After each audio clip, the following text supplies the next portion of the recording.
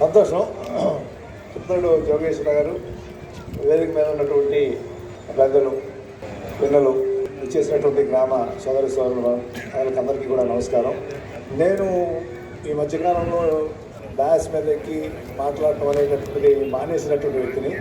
కేవలం పురుషోత్తం గారితో ఉన్నటువంటి అనుబంధంతో ఇవాళ వారు చేస్తున్నటువంటి మంచి కార్యక్రమాలకి మేము వారికి అభినందన తెలియజేయటం మా ధర్మం అని చెప్పి ఈరోజు హైదరాబాద్ నుంచి నేనే కాదు, నాతోటి పాటు ఒక 15-20 మంది అందరూ కూడా వారికి కార్యక్రమాలు ఉన్నటువంటి వాళ్ళే.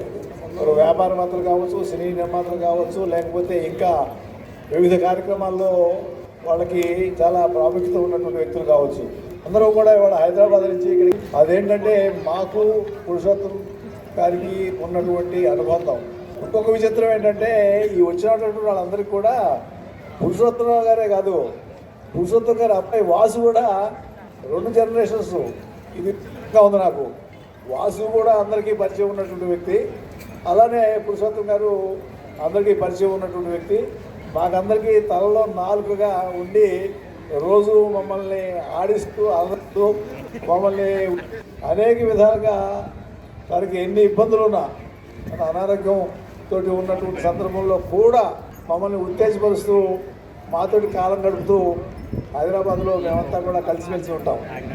ఆ నేపథ్యంలోనే మేము ఇవాళ ఇంకా ఈ ఏడిద గ్రామంలో జరుగుతున్నటువంటి పండగకి మేము వచ్చి ఆయనతోటి పాలు పంచుకోవాలని చెప్పి మేము అక్కడి నుంచి శ్రమ అనుకోకుండా అందరం వచ్చి మధ్యాహ్నం సృష్టిగా భోజనం చేసి అందరం కూడా ఈరోజు మీతోటి ఈ కార్యక్రమంలో పాలు పంచుకుంటూ ఉన్నాం. ఉదయం నుంచి చూస్తూ ఉన్నాం, సర్పంచ్ గారి దగ్గర నుంచి, మాజీ సర్పంచ్ గారి దగ్గర నుంచి, అలాగే సింగిల్ విండో అధ్యక్షులు, లేకపోతే ఒక నీటి సంఘాల అధ్యక్షులు, లేకపోతే మార్కెట్ యార్డు అధ్యక్షులు, లేకపోతే సెంట్రల్ బ్యాంక్ అధ్యక్షులు, ఇలా చాలామంది వచ్చి కలుస్తూ ఉన్నారు, చూస్తూ ఉన్నాం. వీళ్ళందరూ ఇవాళ ఇక్కడ సమావేశం అయినటువంటి తీరు మనం గమనించినట్లయితే ఇది ఒక భిన్నంగా ఉన్నటువంటి వాతావరణం.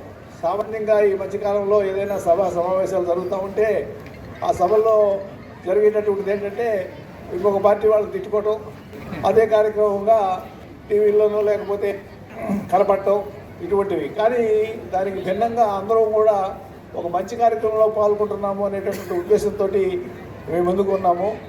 ఈ వాతావరణం చూస్తూ ఉంటే చాలా కొంచెం అసూయగా కూడా ఉంది. ఎందుకంటే ఈ రకమైనటువంటి వాతావరణం మన గ్రామంలో లేదే అనేటటువంటిది గురిస్తూ ఉంది. దానికి ఆ రకమైనటువంటి ట్రాకు, చెరువు, శుభ్రత, చెట్లు, ఆట పాట ఇన్ని ఏర్పాటు చేస్తూ ఒక గ్రామంలో ఇది సంభవమేనా అంటే సంభవమే అనేటువంటిది నిరూపించారు పురుషోత్తం గారు. ఇదే కాకుండా గ్రామంలో అనేక భవనాలు నిర్మించడం కానివ్వండి, రోడ్లు నిర్మించినటువంటి కానివ్వండి, కంటి హాస్పిటల్ నిర్మించినటువంటి కానీ, ఇతరత్ర రాష్ట్రంలో ఇంకా కూడా హాస్టల్ ఏదో నిర్మిస్తామని చెప్తా ఉన్నారు. అలాగే శ్రీనివాసరావు గారు కూడా ఇక్కడ ఈ గ్రామంలో అనేక కార్యక్రమాలు నిర్వహించడానికి సహాయకారిగా ఉన్నటువంటి నేపథ్యం ఈ ఊరి యొక్క అదృష్టంగా నేను భావిస్తా ఉన్నాను. మనకి దేశంలో లేకపోతే రాష్ట్రంలో గ్రామాలే పట్టు అనుకుంటాము, కానీ ఆ గ్రామాల్లో ఉన్నటువంటి మౌలిక వసతులు నేటికి కొరబడి ఉన్నవి కూడా అనుకుంటూ ఉంటాం. అటువంటి సందర్భంలో ప్రభుత్వం చేయాలనంటే అంత ఈజీ కాదు.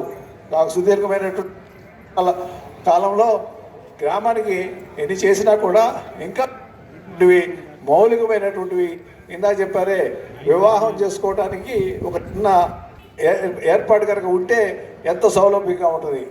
అలానే ఇంకా రకరకాల కార్యక్రమాలు నిర్వహించడానికి అన్ని సౌకర్యాలు ప్రభుత్వం ద్వారా సాధ్యపడదు. కాబట్టి ఈ రకంగా వారికి ఉన్నటువంటి ఆ ప్రేమ, అనురాగం ఇక్కడ గమనించాలి.